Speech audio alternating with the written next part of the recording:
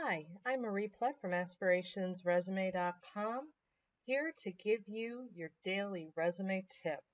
So today I would like to discuss the education section on your resume. I mostly cater to educated executives, people who have degrees, and got them a long time ago, quite frankly. So in this case, this is very typical. This particular candidate obtained their MBA many years ago, probably I don't even remember. Let's pretend it was the 1990s. Okay. Resumes don't go back all the way throughout your entire history. They're marketing documents, and they really focus on the items that will, sell you most effectively to the employer. They're not there to tell your whole life story. So in this case, the client was, marketing and was concerned about exposure to ageism.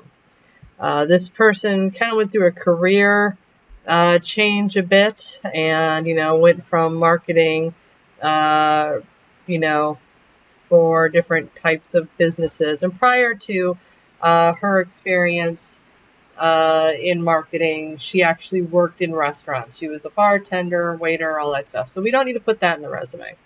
And then we have the degrees, the Master of Business Administration, Marketing, Miami University, Bachelor of Fine Arts, Graphic Design.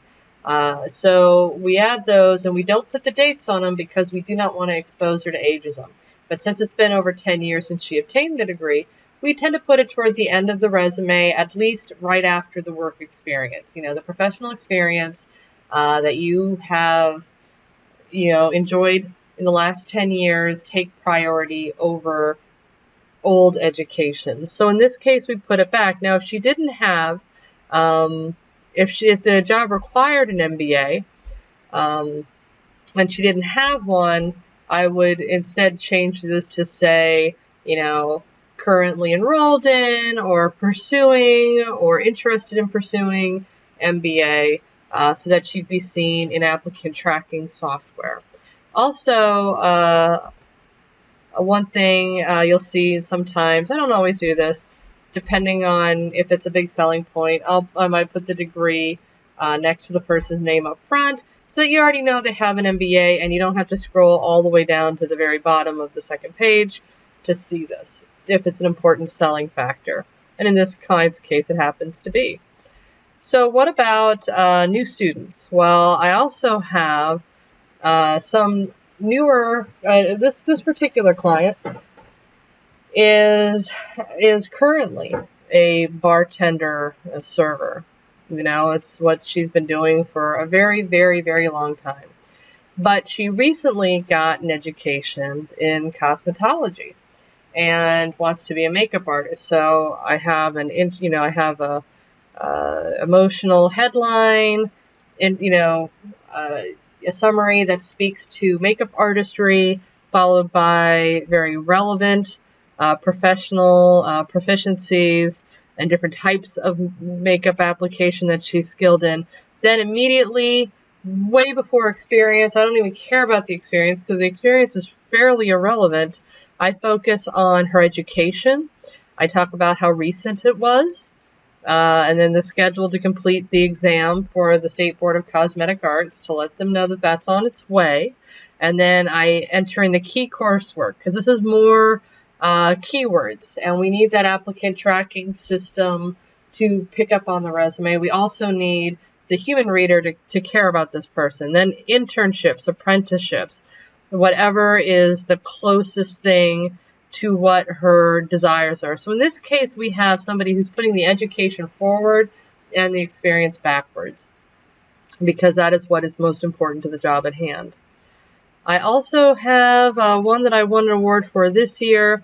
Now, this was somebody who had nothing but education, just tons and tons and tons of education, many different degrees. I put in a lot of her credentials just underneath her name so that people understood the moment they see her how highly credentialed she is. And the thing is she had a very extensive education, a lot of clinical hours, in other areas of nursing, and was now using this resume to get into nurse anesthesiology, to become a nurse anesthetist, and I'll never be able to pronounce that correctly. I apologize ahead of time. And in this case, I divvied up her education in two different ways. You have credentials, and then I have degrees and recent education. And that way, anything that she's been getting her DNAP that's relevant. I added the notable courses because I wanted, again, to talk about anesthesia as much as humanly possible when her resume doesn't have a lot of experience in anesthesia, generally. And then I have the clinical hours here, and I talk about her recent history, or Master's of Science in Nursing, and your Master of Science in Acute Care with a cardiac subspecialty, and her BSN. All of that is fairly recent. And then I go right into her licenses and certifications because that's the next most important thing. And then I go into her professional experience and move through her work history. And then I put a secondary education section after the work experience called graduate education. And this is stuff that was before 2010. So this was, she was a graduate student in these areas. And then I added her clinical skills to, really make those keywords drive her up to the top of the applicant tracking software. So, there are a lot of different ways to focus on education, but the golden rule with resume writing is the most important information up top, the least important information at the bottom. And so you just try to strategize and find different ways to create those subsections so that it makes sense to the reader. Thank you for watching today's daily tip. Again, my name is Marie Plett, and I am from aspirationsresume.com. Please contact me today if you are seeking only the finest in resume development.